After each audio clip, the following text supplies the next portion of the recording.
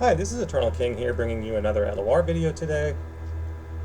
So yeah, we're actually back at LOR a little bit because I found that Eternal Ladder's in a pretty healthy place. If you go to Runeterra AR right now and you look at the stats, Eddy stocks are down. They're not down to be bad decks, but the Eddy stocks are down to the point where they're simply healthy decks in the meta. And I can show you some of the reasons why I think that is. One, it's just like more good, like we're basically having people leave the game who were kind of bad at the game. So that means that there's less Eddy piloting going on in general, which is good because a lot of the numbers inflation, I think, in terms of Eddy being better than a 60% deck, had a lot to do with auto winning, right? So like auto piloting Eddy was like a big thing. So you had a lot of bad players playing Eddy, and they would autopilot and they would win, and then all of a sudden Eddy would look like a 70%, like it would look like the best deck in the game. Every single Eddy deck would look like the best deck in the game because it was getting autopiloted by bad players. So the one nice thing about the numbers of LOR players decreasing is that the real decks can actually shine through. So for example, this is Nora Swain. Nora Swain is literally a deck that was built by Maj and Bay at the height of competitive Eternal, and it's back now. Nora Swain is back now. You can flock, you can disintegrate, you can scorched earth to your heart's content in this meta right now, and it's going to be very, very good into what people are playing. So Nora Swain stocks are up. We're starting to see Ziggs Poppy kind of play about as well as it should be in terms of the current play rates. So we have a lot of Noxious. Basically, a lot of Noxious is coming out of the woodwork, and it's absolutely blowing up Eddy. Not to the point where it's like Eddy's bad now, but Eddy is just healthy. Eddy is a healthy deck to play because people have started running core Noxious stuff. So things like, Jinx. Jinx is running Arena Battlecaster now. It's going wide with 3 of Jury Rig.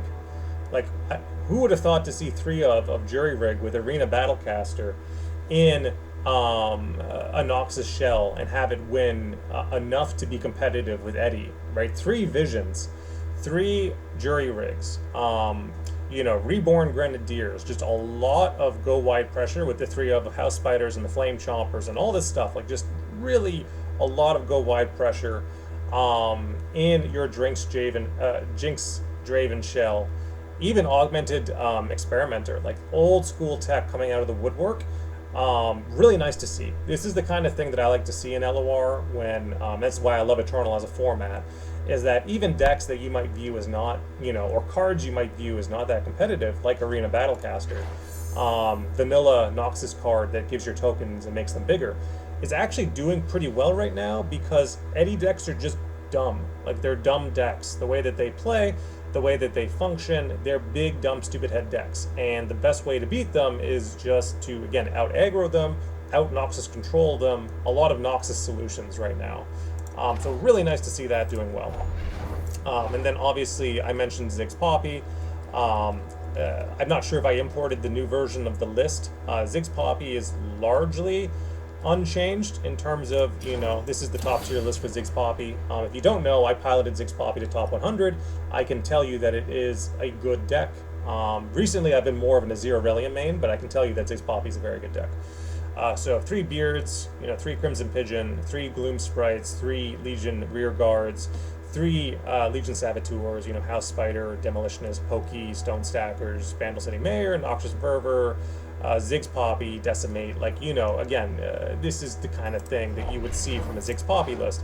There are small alterations that are made, each season, but that's largely the idea.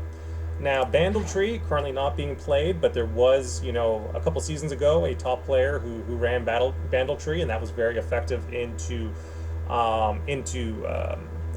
Eddy as well. So I'm not sure if we'll see Bandletree return. But yeah, Noxious is just good right now. Noxious is stonks. Noxious is absolutely destroying the meta. There's very few versions of Noxious that are currently bad.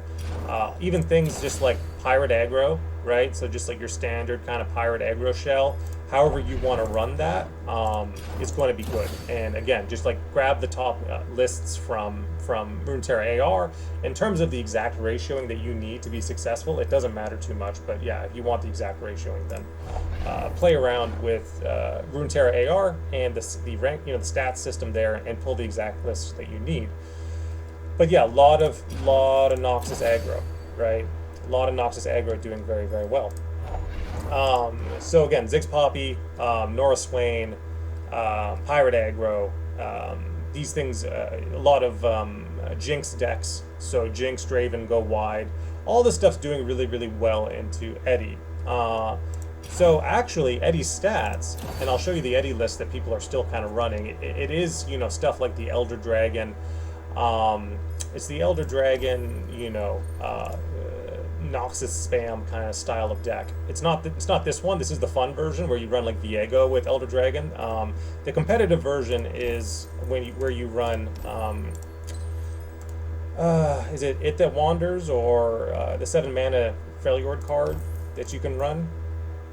That gets bigger every time a token dies, and you basically just jam that with you jam that card with Atrocity, and then it's really big and it wins the game.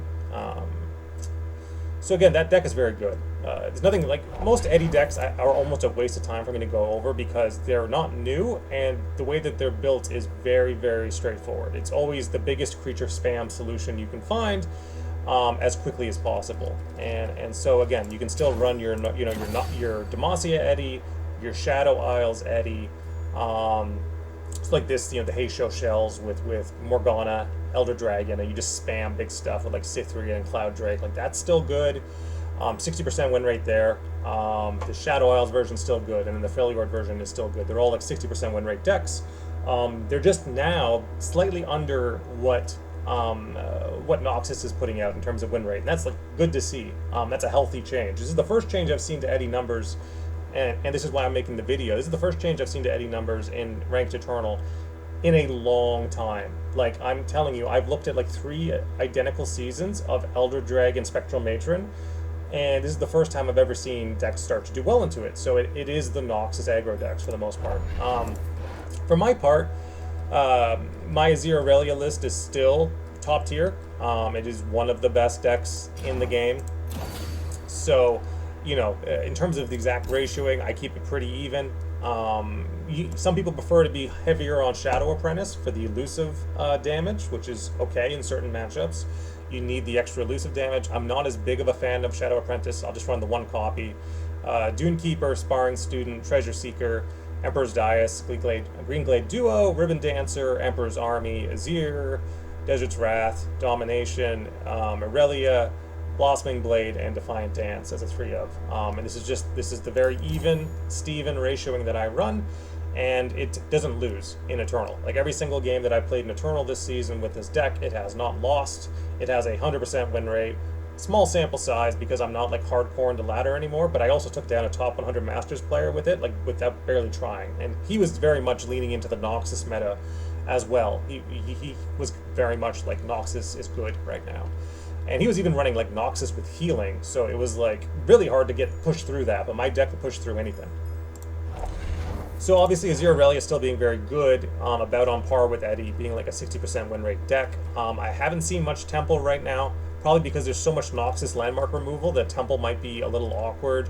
Again, I haven't seen Bandle Tree, so again, Bandle Tree might get removed, and that makes that deck a little awkward. So, but just, yeah, Noxious is back. Noxious has basically overtaken Eddy as a deck archetype. And some people will be like, oh, I hate Noxious. Noxious is terrible. After 3 seasons of nothing but like, just like Eddy creature spam ramp, it's really nice to see just normal decks doing well. So again, if you don't want to play Pirate Aggro, if you don't want to play Annie Jin, if you don't want to play Ziggs Poppy, you don't want to play Pirate Aggro, you don't want to play any of these really standard boilerplate Noxious decks, you do have old school discard aggro here that is also doing really well with the Arena Battlecaster, which is very fun. Very, very fun. Again, augmented experimenter. So that's pretty much the meta for the game. I would, it's going to be a lot of Noxious aggro into Eddy players, and a little bit of Noxious control as well. So Noxious aggro, Noxious control to counter Eddy. Eddy still being an institution, but just a little bit weaker. And then, Azir Aurelia still being Azir Aurelia, one of the best decks in the game. And then you just kind of get to decide what you want to play from there in terms of the Eternal meta. But that's all I wanted to cover. Just like we had a meta in Eternal for like 3 seasons that was just Eddy creature spam was top of the meta for so long, it was ridiculous.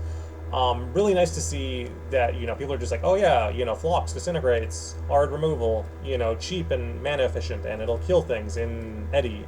Or if I just go wide with aggro stuff before you get to play your big, creature ramp solutions with Heisho, then I have a good chance of winning that matchup. Really nice to see. No complaints here. I don't think, now that Eddy has been properly countered on the ladder meta, thanks to proper ratioing with Noxious. That's all it is just the ratioing exchange to adapt, finally, after 3 seasons. Now that we have proper Noxious aggro decks and Noxious control decks, Noxious, it's basically aggro and control, Noxious aggro and control. Now that we have those lists, Eddy can drop down a bit, and that means that I can play Eternal Ladder against good players using, good decks, and they're using good decks, and it's not just whose Eddy is better than the other Eddy. Good stuff. This is Eternal King, signing out.